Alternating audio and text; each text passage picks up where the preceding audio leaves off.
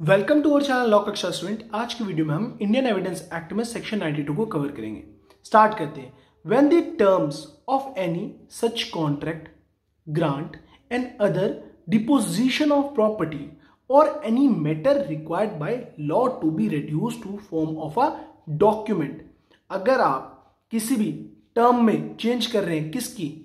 Contract की, grant की, other disposition of property या कोई और मैटर है जो रिक्वायर्ड बाय लॉ है कि वो राइटिंग में होना चाहिए, have been proved according to the last section. अब लास्ट सेक्शन यहाँ क्या है? Section number 91। तभी मैंने आपसे कहा था जो सेक्शन नंबर 91 है और 92 है, दोनों ही क्या है? इंटरलिंक्ड है। सेपरेट वीडियो में इसलिए पढ़ाया जा रहा है कि वीडियो ज्यादा लेंदी ना हो। Clear? No evidence of any oral agreement और स्टेटमेंट शैल बी एडमिटेड। कोई भी एविडेंस एडमिट नहीं करा जाएगा कोर्ट के द्वारा, यानी कि कोई भी एविडेंस। कौन सा evidence? Oral agreement, oral statement, यानी कि ओरल एविडेंस एडमिसिबल नहीं होगा। Clear? As between the parties, यानी कि दोनों ही parties, to any such instrument of their representatives in interest, यानी कि रिप्रेजेंटेटिव इन इंटरेस्ट और पार्टीज ओरल एविडेंस नहीं दे सकती, ओरल स्टेटमेंट नहीं दे सकती कोर्ट में, वो एडमिसिबल नहीं होगा। क्यों? किस पर्पस के लिए? For the purpose of contradicting, varying, adding to और सब्ट्रैक्टिंग फ्रॉम इट्स टर्म। अब देखना, जैसे मैंने आपको समझाया ना, अभी थोड़ा सा आपको डाउट होगा, अब एक और बार मैं समझाऊंगा ना, क्योंकि देखिए जो हमारी बेयर एक्ट की लैंग्वेज रहती है ना, वो आप कुछ पॉइंट आगे से समझ आते हैं, कुछ पॉइंट पीछे से समझ आते हैं। अगर हम एक तरीके से इसे इंग्लिश पढ़ते हैं, उसे हम कन्वर्ट करके समझाएंगे तो आपको समझ नहीं आएगा। अब मैं आपको समझाता हूं। देखिए, कोई भी कॉन्ट्रैक्ट, कोई भी ग्रांट या अदर डिस्पोजिशन ऑफ प्रॉपर्टी या कोई भी मैटर जो लॉ के द्वारा क्या है? रिक्वायर्ड है कि वो राइटिंग में होना चाहिए। तो ऐसी सिचुएशन में अगर आप क्या कर रहे हो, उस कॉन्ट्रैक्ट की, उस डॉक्यूमेंट की आप टर्म्स में क्या कर रहे हो? वेरिएशन कर रहे हो, ऑल्टरेशन कर रहे हो, यानी कि contradicting, varying, adding to, subtracting from its sum. उस डॉक्यूमेंट की टर्म्स में कुछ ऐड कर रहे हो, कुछ सब्ट्रैक्ट कर रहे हो। और जो आप ऐड कर रहे हो या सब्ट्रैक्ट कर रहे हो, कोई भी वेरिएशन कर रहे हो, ऑल्टरेशन कर रहे हो कॉन्ट्रैक्ट की, उस डॉक्यूमेंट की टर्म्स में। टर्म्स में आप क्या कर रहे हो? वेरिएशन कर रहे हो, ऑल्टरेशन कर रहे हो, एडिंग कर रहे हो, सब्सट्रैक्शन कर रहे हो, मतलब यानी कि चेंजेस कर रहे हो कॉन्ट्रैक्ट की टर्म्स में, और वो चेंजेस राइटिंग में नहीं करा और आप ओरली कर रहे हो, तो आप कोर्ट में उस चीज का ओरल एविडेंस नहीं दे सकते। क्लियर? अगर आप ये कहते हैं ए और बी ने दोनों के बीच में कॉन्ट्रैक्ट था, फॉर एग्जाम्पल दोनों ही क्या थे? 50-50% की जिसके पार्टनरशिप में थे, यानी कि अगर 100 रुपए का प्रॉफिट होता तो 50 ए लेगा, 50 बी लेगा। अब उन्होंने आगे क्या करा? एक ओरल कॉन्ट्रैक्ट बना दिया, है ना। ओरल कॉन्ट्रैक्ट में क्या क्या? ए 60% लेगा और बी क्या लेगा? 40% लेगा। तो शेयर क्या हो गया? 6 और 4, यानी कि 60% का हकदार कौन होगा? ए होगा, और 40% का हकदार कौन होगा? बी होगा। क्लियर? अगर केस होता है, सूट होता है दोनों पार्टी के बीच में, तो दोनों पार्टी ओरल एग्रीमेंट नहीं दे सकती, ओरल एविडेंस नहीं दे सकती कोर्ट में कि जज साहब हमने क्या डिसाइड करा था कि 60 और 40 का रेशियो, यानी कि डॉक्यूमेंट्री ही एविडेंस माना जाएगा। क्योंकि यहां पे हम किसके बारे में बात कर रहे हैं? फॉर्मल एग्रीमेंट्स के बारे में, फॉर्मल डॉक्यूमेंट्स के बारे में। कोई भी हमारा फॉर्मल डॉक्यूमेंट है, यानी कि contract, grant, other disposition of property या कोई भी मैटर जिसमें रिक्वायर्ड कर रखा है लॉ ने कि वो राइटिंग में ही होना चाहिए, उसमें आप वेरिएशन के लिए, अल्टरेशन के लिए ओरल एविडेंस नहीं दे सकते। अगर आप टर्म्स में चेंज कर रहे हैं तो वो राइटिंग में होना चाहिए, आपका ओरल एविडेंस नहीं माना जाएगा, नहीं एडमिसिबल होगा। क्लियर? एक पॉइंट और समझने की कोशिश करना, between the parties to any such instrument और देयर रिप्रेजेंटेटिव्स इन इंटरेस्ट, यानी कि जो ओरल एविडेंस है वो कोर्ट में कौन नहीं दे सकता? पार्टीज नहीं दे सकती, और ना ही रिप्रेजेंटेटिव इन इंटरेस्ट दे सकते, यानी कि जिन उन कॉन्ट्रैक्ट में, उस इंस्ट्रूमेंट में जो भी रिप्रेजेंटेटिव्स इन इंटरेस्ट है वो भी क्या नहीं कर सकते?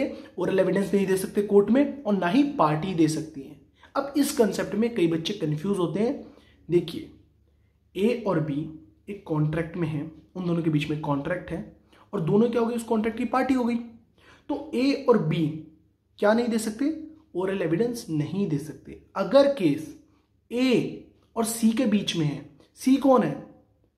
थर्ड पार्टी, तो ए, तो इस सिचुएशन में पार्टी भी क्या दे सकती है? ओरल एविडेंस दे सकती है कोर्ट में, और सी भी क्या कर सकता है? ओरल एविडेंस दे सकता है। मतलब अगर केस पार्टीज के बीच में या रिप्रेजेंटेटिव इन इंटरेस्ट के बीच में है तो कोई भी क्या नहीं कर सकता? ओरल एविडेंस नहीं दे सकता। जैसा कि आपको सामने दिख रहा होगा, ए और बी दोनों ही पार्टी हैं और उन दोनों के बीच में क्या है, सूट है, तो restriction of section 92 will apply, यानी कि सेक्शन 92 का बार क्या हो जाएगा, अप्लाई हो जाएगा।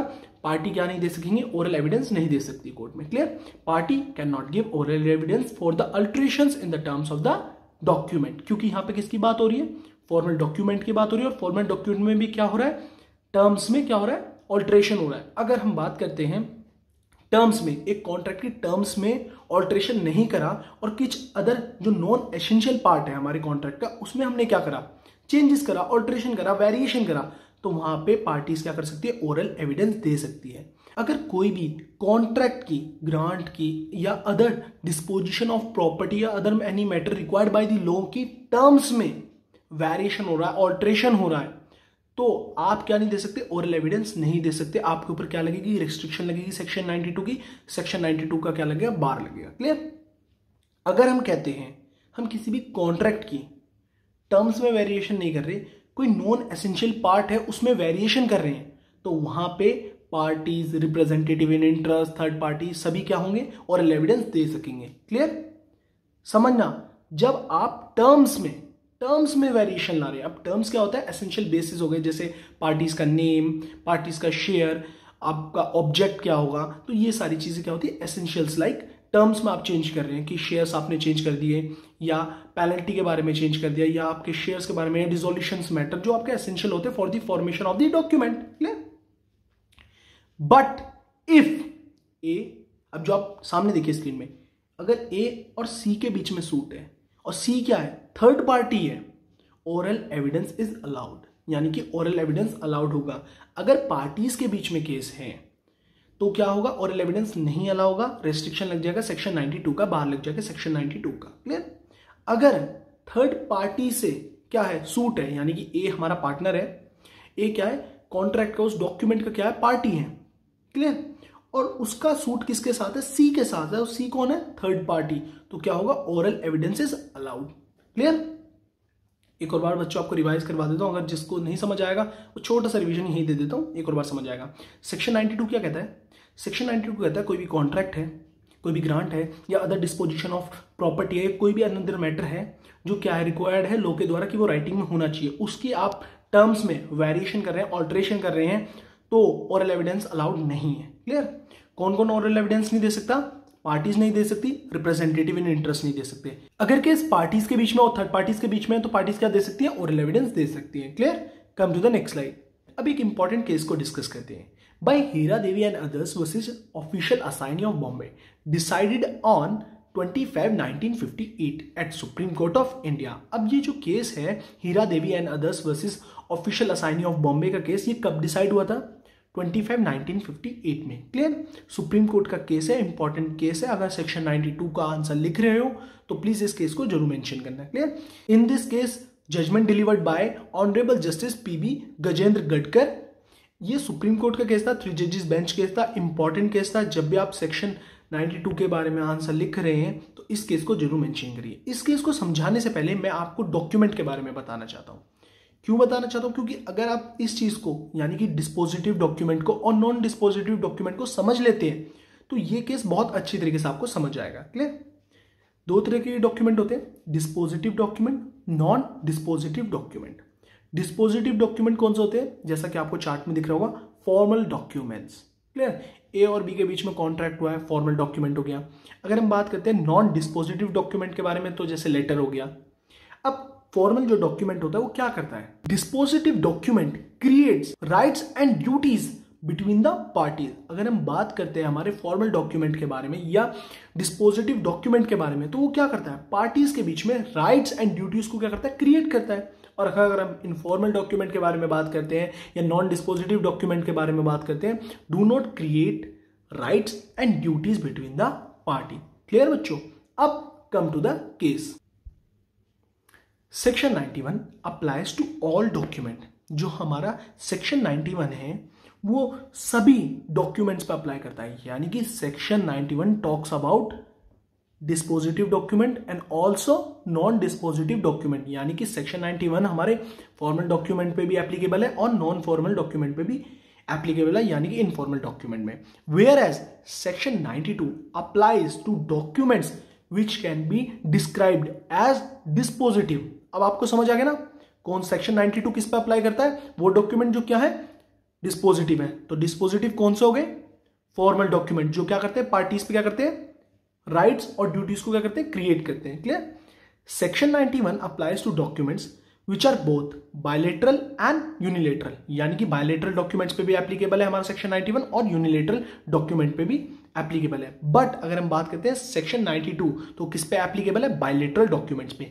Section 92 the application of which is confined only to the bilateral document. जैसा कि मैंने अभी आपको बताया जो सेक्शन 92 है उसकी एप्लीकेशन किस पे है? Only to the bilateral document, यानी कि वो किस पे अप्लाई होता है? बायलेटरल डॉक्यूमेंट पे होता है। बायलेटरल डॉक्यूमेंट कौन से हो गए बच्चों? Dispositive documents. Section 91 lays down the rule of universal application. जो हमारा सेक्शन 91 है वो क्या है? यूनिवर्सल एप्लीकेशन है उसकी। And is not confined to the parties of the document, वो सिर्फ पार्टीज पे ही कन्फाइंड नहीं होता। क्लियर? अब जो इसकी नेक्स्ट लाइन बताऊंगा ये चीज आपको और अच्छी तरीके से क्लियर हो जाएगी। Section 92 on the other hand applies only between the parties to the instrument और देयर रिप्रेजेंटेटिव इन इंटरेस्ट, यानी कि जैसा मैंने अभी आपको बताया जो सेक्शन 92 है वो किसे, उसका जो बार है, उसका जो रेस्ट्रिक्शन है वो किस पे लगता है? पार्टीज पे और रिप्रेजेंटेटिव इंटरेस्ट पे। यानी कि कोई भी पार्टीज क्या नहीं दे सकती? ओरल एविडेंस नहीं दे सकती। ए और बी एक कॉन्ट्रैक्ट में पार्टी हैं दोनों और उनके बीच में सूट हुआ है तो दोनों ही क्या नहीं दे सकती? ओरल एविडेंस नहीं दे सकती। बट सेक्शन 9 का जो एप्लीकेशन है वो यूनिवर्सल एप्लीकेशन है। क्लियर? वो कन्फाइंड नहीं है बिटवीन द पार्टीज और representative in interest. There is no doubt section 92 does not apply to the stranger, यानी कि स्ट्रेंजर मतलब क्या आ गया? Third party. जैसे कि मैंने आपको एग्जांपल समझाया था ना पीछे, ए और सी के बीच में सूट है। Clear? Who are not bound और affected by the terms of the document, यानी कि थर्ड पार्टी पे हमारे सेक्शन 92 का एप्लीकेशन नहीं है, रिस्ट्रिक्शन नहीं है, बार नहीं है सेक्शन 92 का। क्लियर?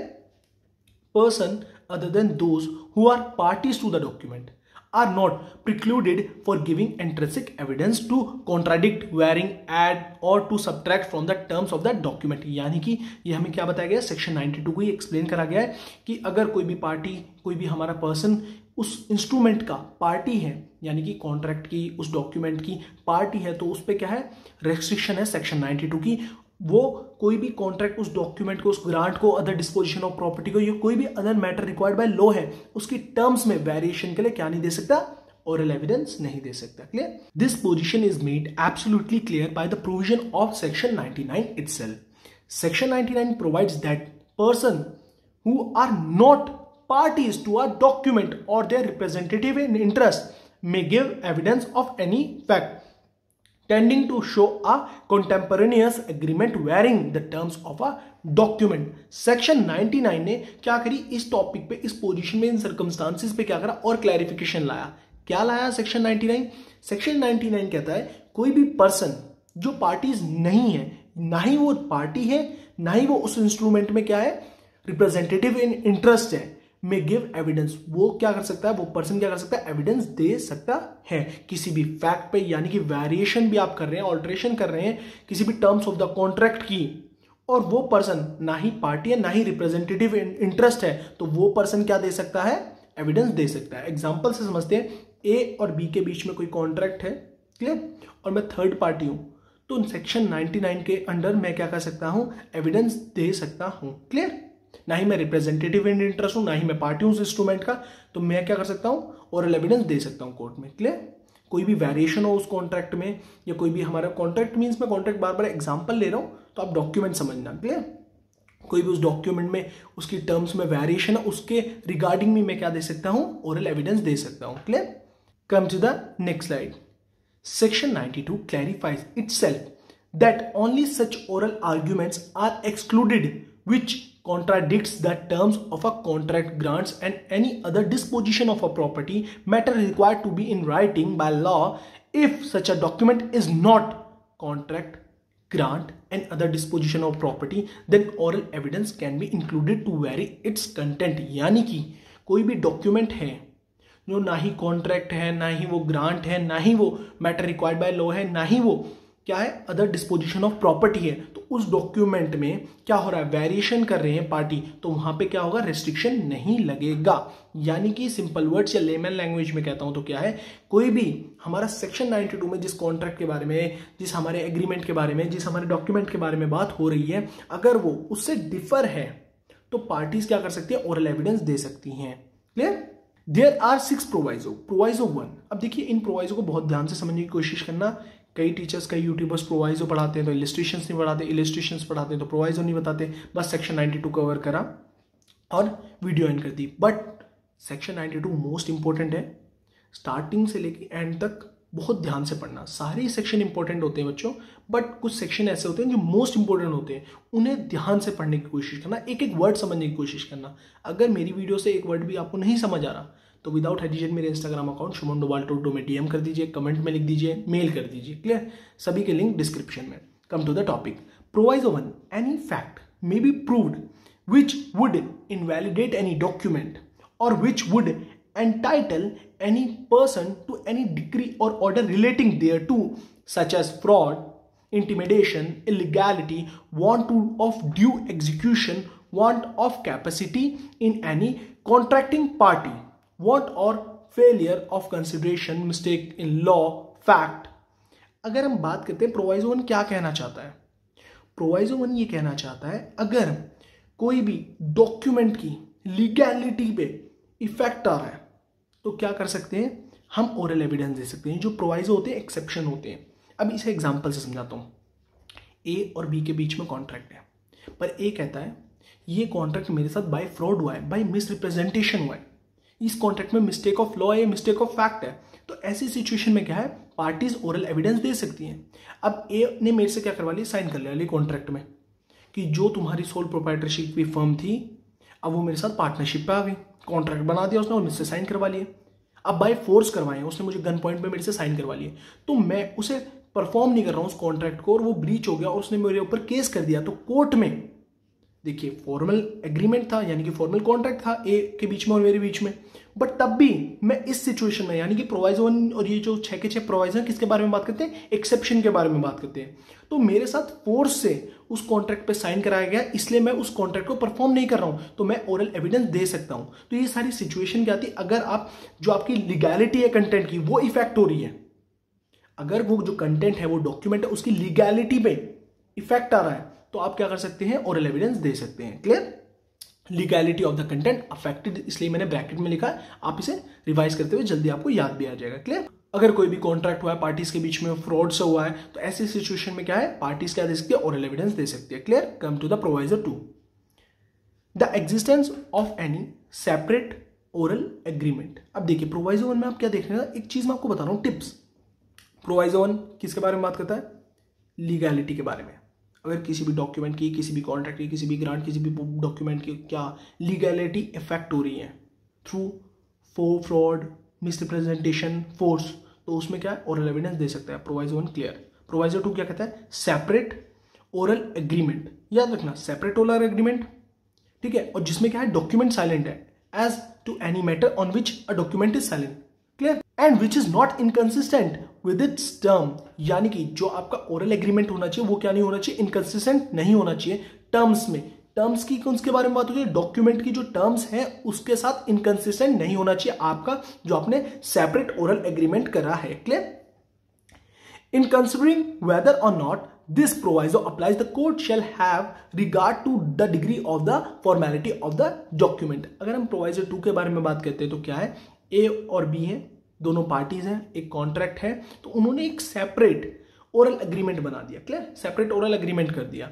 अब जो वो सेपरेट ओरल एग्रीमेंट है वो इनकंसिस्टेंट नहीं होना चाहिए किसके, डॉक्यूमेंट की टर्म्स में। क्लियर? और जो मैटर है वहां डॉक्यूमेंट क्या होना चाहिए, साइलेंट होना चाहिए। तो पार्टी क्या कर सकती है उस सिचुएशन में, उन सर्कमस्टांसेस में पार्टीज क्या कर सकती है, ओरल एविडेंस दे सकती है। Clear? Come to the proviso 3, the existence of any separate oral agreement constituting a condition precedent. Condition precedent, अब आपको याद कैसे करना है, प्रोवाइजो लीगैलिटी, प्रोवाइजो 2 बताओ separate oral agreement, document silent, not in consistent. Clear? Proviso 3 किसके बारे में बात करता है, कंडीशन प्रेसिडेंट के बारे में। कंडीशन प्रेसिडेंट कैसे होगी, एग्जाम्पल समझाता हूं। To the attaching of any obligation under such contract, grant or other disposition of property may be proved। अगर हम बात करते हैं, मैंने किसी बिल्डर से फ्लैट लिया, क्लियर, तो कॉन्ट्रैक्ट होगा, ऑब्वियसली बात है। तो मैंने उससे कहा मैं आपसे तभी आपका फ्लैट परचेज करूंगा, या मैं तभी पेमेंट दूंगा, या तभी मैं उस डेट से क्या दूंगा, मेंटेनेंस दूंगा, जिस डेट से मेरे फ्लैट में प्रॉपर क्या हो, मॉड्यूलर किचन हो, पूरी एमिनिटीज मुझे प्रोवाइडेड हो। एमिनिटीज मतलब लाइक जो भी सारी फैसिलिटीज मेरे रिक्वायर्ड होगी, जिसके लिए मैंने एक सेपरेट ओरल एग्रीमेंट बनाया और उसमें कंडीशन डाल दी, क्लियर। मैं इस फ्लैट का मेंटेनेंस तभी से दूंगा जब मुझे मेरी सारी एमिनिटीज मिलेंगी, मुझे अच्छी तरीके से पार्क मिलेगा, मुझे मॉड्यूलर किचन मिलेगा, मुझे जिम फैसिलिटीज मिलेंगी, क्लियर। और अच्छी तरीके से समझाता हूँ अच्छे से। जैसे आपने देखे हो कि कई सोसाइटीज़ में आपको फ्लैट मिलते हैं, तो फ्लैट में क्या कहते हैं, जैसे आपको फ्लैट दे देते हैं बट आपको सारी एमिनिटीज़ नहीं देते। जैसे स्टार्टिंग में जो इनिशियली बन रहे होते हैं फ्लैट्स, तो उसमें पार्क प्रोवाइड नहीं करते, जिम प्रोवाइड नहीं करते। कहते हैं सर अभी आप रह लीजिए, आपको कुछ टाइम बाद जिम बन जाएगा, या आपका कुछ टाइम बाद जो क्लब है क्लब हाउस बन जाएगा, या पार्क बन जाएगा। तो ऐसी सिचुएशन में मैंने क्या करा, कंडीशन रखी है, मैं उसी दिन से मेंटेनेंस दूंगा, सोसाइटी का उसी दिन से मेंटेनेंस दूंगा जब से मुझे सारी एमिनिटीज प्रोवाइडेड करी जाएगी, क्लियर, प्रोवाइड करी जाएगी। तो ऐसी सिचुएशन में क्या होगा, कॉन्ट्रैक्ट तभी हमारा माना जाएगा जब वो क्या होगी, वो कंडीशन फुलफिल होगी। तो वो क्या हो गया, प्रोवाइजो 3। अगर कोई कहता है सर इन्होंने कॉन्ट्रैक्ट ब्रीच कर दिया, तो मैं कह सकता हूं मैंने क्या कर रखा था, एक सेपरेट ओरल एग्रीमेंट कर रखा था, और उसमें क्या रखा था कि अगर ये कंडीशन फुलफिल हुई तभी मैं उस कॉन्ट्रैक्ट को परफॉर्म करूंगा, clear. Proviso 4, the existence of any distinct subsequent oral agreement to rescind or modify any such contract, grant or disposition may be proved except in the cases in which such contract, grant, disposition of property is by law required to be in writing। Proviso 4 क्या कहता है, आपने कोई भी distinct subsequent oral agreement करा, किस चीज के लिए, रिसाइंड करने के लिए, मॉडिफाई करने के लिए उस डॉक्यूमेंट को, उस कॉन्ट्रैक्ट को, क्लियर। जैसे फॉर एग्जांपल ए और बी के बीच में कॉन्ट्रैक्ट हुआ, उन्होंने क्या करा, उसी टाइम क्या कर दिया, एक ओरल एग्रीमेंट भी कर दिया, और अपना जो डॉक्यूमेंट था उसे क्या कर दिया, मॉडिफाई कर दिया। अगर वो लॉ के द्वारा है, मतलब यानी कि उसमें जो भी मॉडिफिकेशन करनी है, और लॉ में मैंडेटरी है कि अगर आपने कोई भी ऐसा मॉडिफिकेशन करा तो वो राइटिंग में ही होना चाहिए, तब तो आप क्या नहीं दे सकते, ओरल एविडेंस नहीं दे सकते। अगर ऐसा कोई में लॉ में कोई भी ऐसा प्रोविजन नहीं है कि आप जो मॉडिफिकेशन कर रहे हो, कोई भी रिसाइन कर रहे हो, वो लॉ के द्वारा रिक्वायर्ड है राइटिंग में, तो आप ओरल एविडेंस दे सकते हैं कोर्ट में उस मॉडिफिकेशन के लिए, clear. Come to the next slide. जैसे आपका कोई भी होगा, कोई भी अगर लॉ के द्वारा रिक्वायर्ड है कि उस डॉक्यूमेंट का क्या होना चाहिए, रजिस्ट्रेशन होना चाहिए, तो उस कंडीशन में आप क्या नहीं कर सकते, ओरल एविडेंस नहीं दे सकते, क्लियर। अब जो प्रोवाइजोज है ना, जब इलिस्ट्रेशन पढ़ेंगे तो और अच्छी तरीके से समझ आएंगे, क्योंकि आपके एग्जांपल्स जो इलिस्ट्रेशन होंगे इन प्रोवाइजो से कनेक्टेड होंगे, clear. Proviso 5, any usage or customs by which incidents not expressly mentioned in any contract are usually annexed to contract of that description may be proved। अगर मैं प्रोवाइजो 5 के बारे में बात करता हूं तो वहां पे मैं आपको क्या दे रहा हूं, पॉइंट याद रखना, कस्टम्स, यूसेज एंड कस्टम्स। अगर कोई भी यूसेज या कोई भी कस्टम्स हैं जो हमारा एक्सप्रेसली मेंशन नहीं है कॉन्ट्रैक्ट में, बट वो चीज वहां पे मानी जाती है, तो आप उसके लिए भी ओरल एविडेंस दे सकते हैं, क्लियर। देखिए, अगर मैं कोई भी शॉप है और वहां से मैं प्रोडक्ट लेता हूं, कोई भी ग्रोसरी शॉप है या कोई भी कन्फेक्शनरी है, और वहां से मैं क्या करता हूं, प्रोडक्ट ले आता हूं, क्लियर, गुड्स ले आता हूं, और उसकी जो पेमेंट होती है वो मेरे क्या होता है, वो खाता बना देता है कि शुभम सर आज क्या ले गए जी, 500 रुपये का सामान ले गए, आज 600 रुपये का सामान ले गए, आज 1500 का सामान ले गए, और 2 महीने बाद वो मेरे से पेमेंट लेता है। तो हमारा एक तरीके से क्या हो गया, यूसेज कस्टम हो गया कि भाई वो पर्सन मेरे से 2 महीने बाद ही पेमेंट लेता है, क्लियर। तो उधार मुझे 2 महीने का मिलता ही मिलता है। मैं हमेशा क्या करता हूँ, 2 महीने वहां से सामान लेता हूँ और 2 महीने बाद उनकी पेमेंट करता हूँ, क्लियर। अगर वो मुझ पर कह देते हैं, क्लेम कर देते हैं, वो सूट कर देते हैं मेरे अगेंस्ट में कि शुभम ने मेरी पेमेंट नहीं करी, तो मैं क्या करूंगा, मैं ओरल एविडेंस दे सकता हूं कि हमारा तो कस्टम है, ये काफी टाइम से चला आ रहा है कि मैं उन्हें 2 महीने बाद ही क्या करता हूं, पेमेंट देता हूं, clear. Proviso 6, any fact may be proved which shows in what manner the language of a document is related to the existing fact। अगर कोई भी डॉक्यूमेंट है और उसमें जो भी लैंग्वेज गिवन है वो किस तरीके से हमारी एग्जिस्टिंग फैक्ट को क्या बता रही है, किस मैनर में बता रही है, उस लैंग्वेज को क्या कर सकते हैं, उस लैंग्वेज के रिगार्डिंग भी आप क्या दे सकते हैं, ओरल एविडेंस दे सकते हैं, क्लियर। और हमारी लैंग्वेज किस तरीके से डॉक्यूमेंट रिलेटेड है हमारे एग्जिस्टिंग फैक्ट से, उसके रिगार्डिंग भी आप क्या कर सकते हैं, ओरल एविडेंस दे सकते हैं, clear. Come to the illustration. A policy of insurance. अब इलस्ट्रेशंस में बहुत कंफ्यूजन होता है, बहुत ध्यान से समझना। क्लियर। प्रोवाइजो तो तब भी क्लियर हो जाते हैं, एक बार आप रीड आउट करेंगे तब भी आपको समझ आ जाएंगे, बट इलिस्ट्रेशन तो बहुत कंफ्यूजन होती है। Clear. A policy of insurance is affected on goods, एक इंश्योरेंस पॉलिसी है वो किसके लिए है, गुड्स के लिए। Clear. In ships from Calcutta to London the goods are shipped in a particular ship which is lost, जिसमें वो गुड्स गए थे, मतलब सॉरी जिस शिप में वो गुड्स गए थे फ्रॉम कैलकाटा टू लंदन, वो शिप क्या हो गई, लॉस्ट हो गई, खो गई, कहीं भी गायब हो गई। क्लियर। डूब गई, क्या हुआ, यहाँ पे ये चीज नहीं बताई गई है। Clear. Come to the next slide. The fact that the particular ship was orally excepted from policy can not be proved, यानी कि प्रोवाइजो 2 के बारे में बात कर रहा है। प्रोवाइजो 2 क्या कहता था, याद करो, अगर कोई आपने सेपरेट ओरल एग्रीमेंट करा है, क्लियर, जिसमें आपका डॉक्यूमेंट साइलेंट है, तो आप क्या कर सकते हैं, ओरल एविडेंस दे सकते हैं। प्रोवाइजो 2 यहां पे अप्लाई नहीं हो रहा, इसलिए प्रोवाइजो 2 लिखा है। प्रोवाइजो 2 अप्लाई कैसे नहीं हो रहा, क्योंकि यहां पे क्या है, इनकंसिस्टेंट है। इनकंसिस्टेंट मतलब क्या है, क्योंकि जो इंश्योरेंस पॉलिसी थी उसने डॉक्यूमेंट में क्या कवर कर रखा है, सिर्फ गुड्स को कवर कर रखा है, शिप को भी कवर कर रखा है। आप समझ रहे हैं कि गुड्स गए हैं और गुड्स लॉस्ट हो गए, तो कवर्ड क्या थे, इंश्योरेंस पॉलिसी में क्या कवर्ड थे, गुड्स कवर्ड थे, ना कि शिप कवर था। अब जो पर्सन है, शिप ऑनर है, वो कह रहा है कि शिप भी कवर था, तो वो चीज क्या होगी, वो एग्री नहीं मानी जाएगी और एविडेंस नहीं माना जाएगा। क्लियर। बी पॉइंट क्या कहता है, A agrees absolutely in writing to pay 1000 rupees to be on 1st March 1873.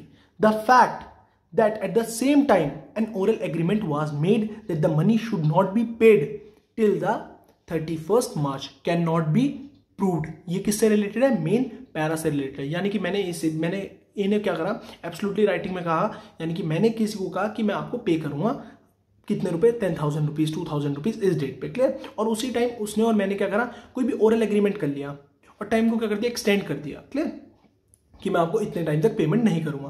Clear. तो उस चीज को क्या नहीं माना जाएगा, प्रूव नहीं माना जाएगा, वहां पे ओरल एविडेंस नहीं माना जाएगा, क्योंकि देखिए राइटिंग में तो मैंने कहा है ना कि मैं आपको इस दिन पे करूंगा। Clear. C point, an estate called the Rampur tea estate is sold by a deed. कोई भी संपत्ति थी वो क्या थी, रामपुर टी स्टेट थी, जो सोल्ड करी गई थी डीड के द्वारा। विच कंटेन्स अ मैप, अब यहां ध्यान से समझना, which contains a map of a property sold, और जो डीड थी, डीड में क्या था, मैप भी था उस प्रॉपर्टी, जो वो प्रॉपर्टी बिकी है। क्लियर। जो प्रॉपर्टी बिकी है उस डॉक्यूमेंट में, उस डीड में क्या था, उसका मैप भी था। The fact that the land not include in the map, but map में जो लैंड थी वो इंक्लूड नहीं थी, had always be regarded as a part of the estate, और हमेशा से वो जो पार्ट था लैंड का वो रिगार्ड करा जाता था किसके, मेन प्रॉपर्टी के regarding, was meant to be pass, the deed can not be proved. Clear. इसे समझते हैं। देखिए डीड है, डीड में अटैच करा गया मैप। क्लियर। अब आप समझिए, डीड है, डीड में अटैच हुआ है map.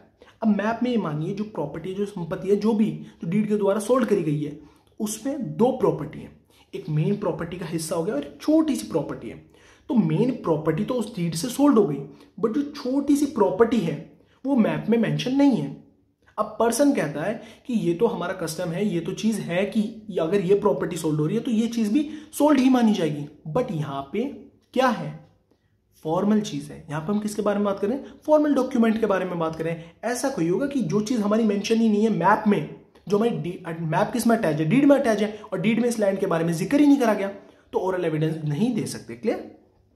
D, A enters into a written contract with B to work certain mines, the property of B upon certain terms. A was induced to do so by a misrepresentation of B's as to their value. This fact may be proved.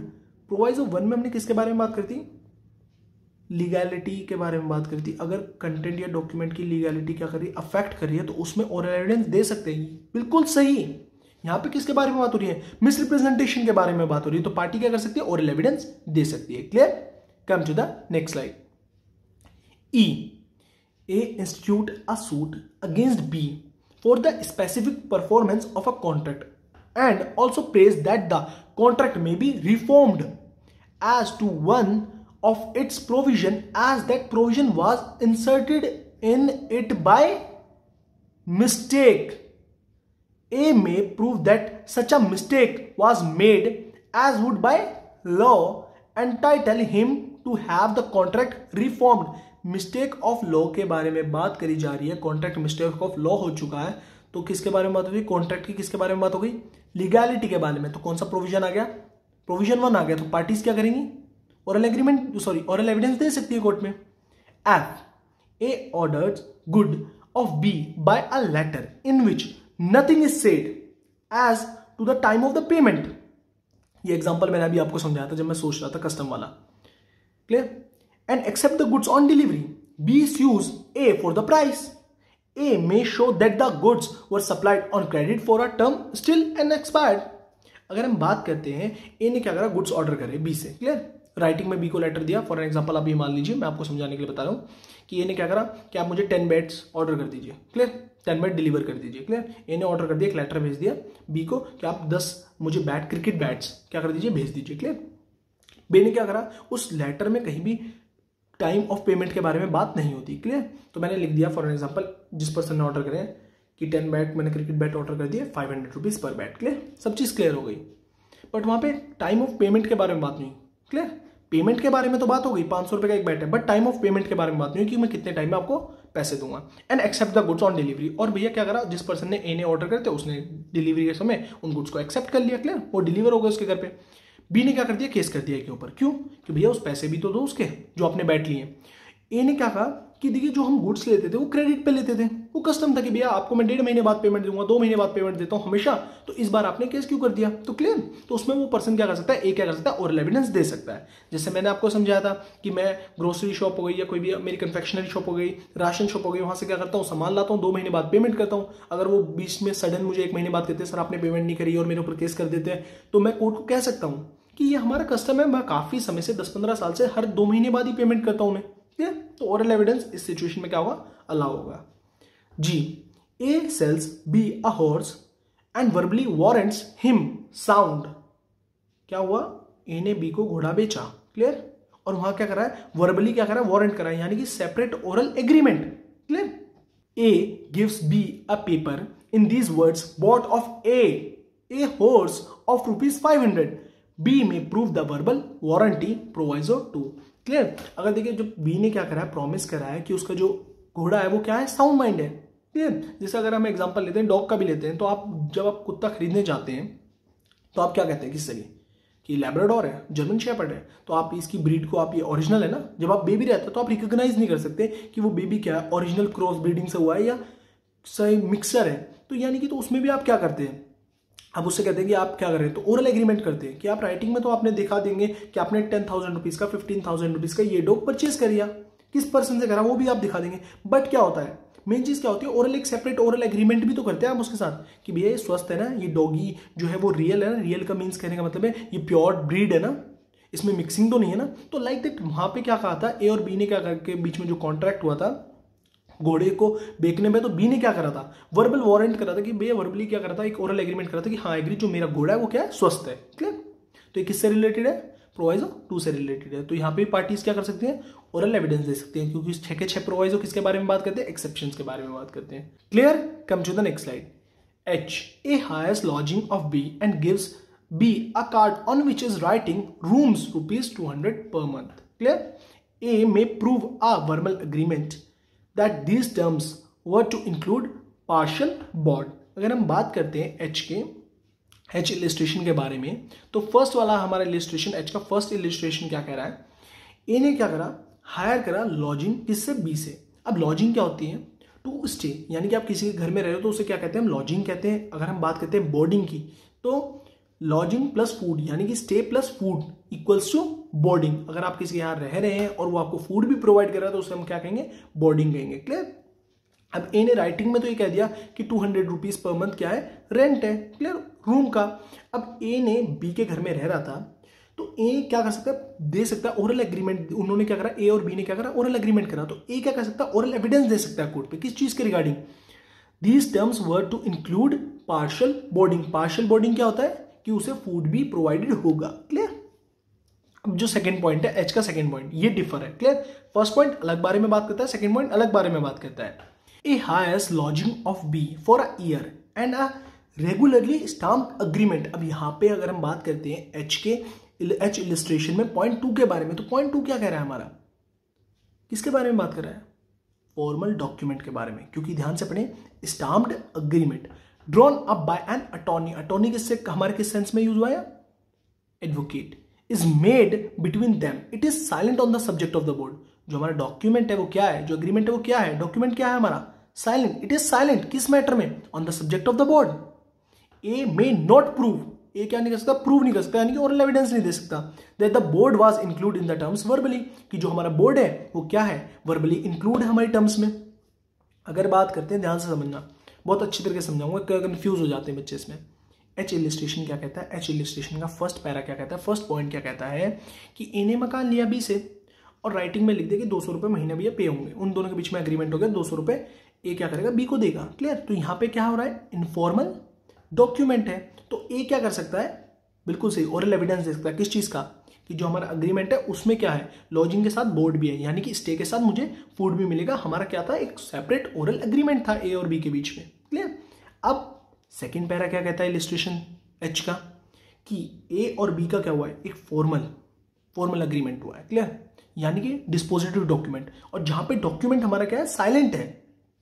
किस matter पे? On the subject of the board पे, कि यानी कि ए को क्या मिलेगा? Food मिलेगा नहीं फूलेगा, वो हमारा मेंशन नहीं है कॉन्ट्रैक्ट में, यानी कि एग्रीमेंट में, उस डॉक्यूमेंट में मेंशन नहीं है कि ए को बी प्रोवाइड करेगा फूड भी। स्टे तो प्रोवाइड करेगा, लॉजिंग तो हो गया, बट फूड प्रोवाइड करेगा ये मेंशन नहीं है हमारे उस डॉक्यूमेंट में, उस एग्रीमेंट में, उस कॉन्ट्रैक्ट में। क्लियर? बट ए प्रूव नहीं कर सकता, ए ओरल एविडेंस नहीं दे सकता कि उसका जो सेपरेट उनका क्या था? ओरल एग्रीमेंट था, और उसमें क्या था? बोर्ड भी इंक्लूड था टर्म्स में हमारे एग्रीमेंट की। क्यों नहीं दे सकता? सर आपने प्रोवाइजो 2 बताया था, प्रोवाइजो 2 में आपने कहा था कि पार्टी ओरल एविडेंस दे सकती है अगर पार्टी ने क्या कर रखा हो? सेपरेट ओरल एग्रीमेंट कर रखा है। क्लियर? अब प्रोवाइजो ध्यान से पढ़ना बच्चों, क्या था? पार्टीज ने ओरल एग्रीमेंट करा। क्लियर? डॉक्यूमेंट सर साइलेंट, और यहां पे भी लिख रखा है it is silent on the subject of board. तो सर ये तो प्रोवाइजो 2 के हिसाब से ए को क्या मिलनी चाहिए? ए अलाउड होना चाहिए ओरल एविडेंस के लिए। पूरा पढ़ो प्रोवाइजो 2 क्या लिखा था आगे? जो आपका ओरल या वर्बली एग्रीमेंट है, कॉन्ट्रैक्ट है, या जो आपने वर्बली करा है, वो क्या नहीं होना चाहिए? इनकंसिस्टेंट नहीं होना चाहिए। किसकी टर्म्स में? डॉक्यूमेंट की टर्म्स में। क्लियर? और यहां पे क्या? इनकंसिस्टेंट है, तो दैट्स वाई ए क्या होगा? बाउंड होगा, बार लगे उस पर सेक्शन 92 का। क्लियर बच्चों? कम टू द आई। तो समझा करो, लॉजिकली दिमाग को अप्लाई करो, बहुत मजा पढ़ने में आएगा लॉ में। A applies to B for a debt due to A. A by sending a receipt for the money. B keeps the receipt and does not send the money. In the suit for the amount A may prove this. अब देखिए A ने क्या करा? A का और B के कोई भी सामान लाया था, B A से कोई भी सामान लाया था, तो भैया A ने क्या करा? अपने डेप्ट को, यानी कि जो उसने क्रेडिट पे दिया था सामान, उसका बिल सेंड कर दिया B को। क्यों कर दिया सेंड भैया? कि उसे लगा कि मैं बी को बिल दे दूंगा तो बी मुझे पे कर देगा। बी को पास बिल आया, बी ने भी क्या करा? चुपचाप अपनी जेब में रखा और पेमेंट नहीं दी गई। क्लियर? तो ए क्या कर सकता है इस टाइम? क्या कर सकता है इस सिचुएशन में, इन सर्कमस्टांसेस में? ए ओरल एविडेंस दे सकता है, बता सकता है कोर्ट को कि मैंने इस सिचुएशन में क्रेडिट दिया था, बट बी ने रिसिप्ट को रिसीव कर लिया और कोई भी मनी सेंड नहीं करी। तो उस सिचुएशन में ए क्या कर सकता है? प्रूव कर सकता है इसे। Clear? Come to the last illustration J. A and B make a contract. अब यहां पे ना देखिए, अगर मैं बात करता हूं कि सर आपने कॉन्ट्रैक्ट के बारे में बात करा, देखिए यहां पे आप क्यों इंक्लूड नहीं होगा? क्योंकि मुझे भी ऐसा लगा कि आपको प्रॉपर्ली नहीं समझ आएगा इलिस्ट्रेशन आई। देखिए इलिस्ट्रेशन आई में किसके बारे में बात हो रही है? किसी डिफरेंट ट्रांजेक्शन के बारे में बात हो रही है। डिफरेंट ट्रांजेक्शन के बारे में बात हो रही है। जो रिसिप्ट है, रिसिप्ट में क्या है? फोन है या कोई भी चीज है, वो कितनी परचेज हुई है, कितनी सेल हुई है, ये सब चीजें। वो डॉक्यूमेंट तो कुछ और चीज कंटेन कर रहा है, बट वो जो बात कर रहे हैं वो किसी ट्रांजेक्शन के बारे में बात कर रहे हैं, मनी से ट्रांजेक्शन के बारे में बात कर रहे हैं। जैसा कि आप बी में भी देखेंगे तो आपको समझ आएगा और अच्छी तरीके से। मैं एक बार समझाता हूं। A and B make a contract in writing to take effect upon happening of a certain contingency. The writing is left B who sues A upon it. A may show the circumstances under which it was delivered. यानी कि ए और B के बीच में कोई भी contract हुआ writing में, कि उसकी जो अगर बात करते हैं हैपनिंग डिपेंड होगी, किस पे करेगी? कंटीजेंसी पे डिपेंड करेगी। क्लियर? और यहां पे बी ने क्या करा? स्यू कर दिया कि उन्होंने परफॉर्म नहीं करा, तो ए क्या कर सकता है? उस सर्कमस्टांस को क्या कर सकता है? शो कर सकता है इट वाज डिलीवर्ड। अब इन दोनों सेक्शन के बारे, इन दोनों इलिस्ट्रेशन के बारे में बात करता हूं, आई और जे। वो किसके बारे में बात कर रहे हैं? ट्रांजेक्शन के बारे में बात कर रहे हैं। यहां पे मेन टर्म्स के बारे में बात नहीं हो रही कॉन्ट्रैक्ट की, ट्रांजेक्शन के बारे में बात हो रही है। जैसे कि मैंने आपको इंडिगो समझाया था ना, जैसे ए, अभी एक और अच्छी तरीके से एग्जांपल समझाता हूँ। ए और बी के बीच में कोई भी प्रोडक्ट से रिलेटेड कि आप मुझे 10 बैट क्रिकेट बैट डिलीवर करेंगे, कॉन्ट्रैक्ट हो गया ए और बी के बीच में। उसी कॉन्ट्रैक्ट में ये चीज़ मेंशन कर दी कि क्या मैं आपको पेमेंट दे रहा हूँ पिछली ट्रांजेक्शन की, clear, 10,000 I will pay 10,000 rupees, या कुछ भी हमने एडिशनल पॉइंट मेंशन कर दिया कि मैंने 10,000 रुपये पेमेंट दे दी पिछली ट्रांजेक्शन की। अब उस ट्रांजेक्शन रिलेटेड कोई भी सूट केस में फाइल होता है, कोर्ट में फाइल होता है वो सूट कि इन्होंने तो ट्रांजेक्शन दी नहीं है, तो उसमें ओरल एग्रीमेंट अलाउ हुआ। क्यों ओरल एग्रीमेंट अलाउ हुआ? क्योंकि अगर हम बात करें उस कॉन्ट्रैक्ट की, तो वो टर्म्स ऑफ द कॉन्ट्रैक्ट में अगर हम बात करते हैं तो क्या वो कॉन्ट्रैक्ट की टर्म्स में वेरिएशन के बारे में एग्री वो दे रहा है ओरल एविडेंस पार्टी? नहीं। किसके बारे में दे रहा है? वो तो ट्रांजेक्शन ही कोई और है ना। जो डॉक्यूमेंट है और जो कॉन्ट्रैक्ट है, जो भी हमारा एग्रीमेंट है, वो किसके बारे में बात कर रहा है? वो उस ट्रांजेक्शन के बारे में, जो पार्टी है वो किसके बारे में बात कर रही है?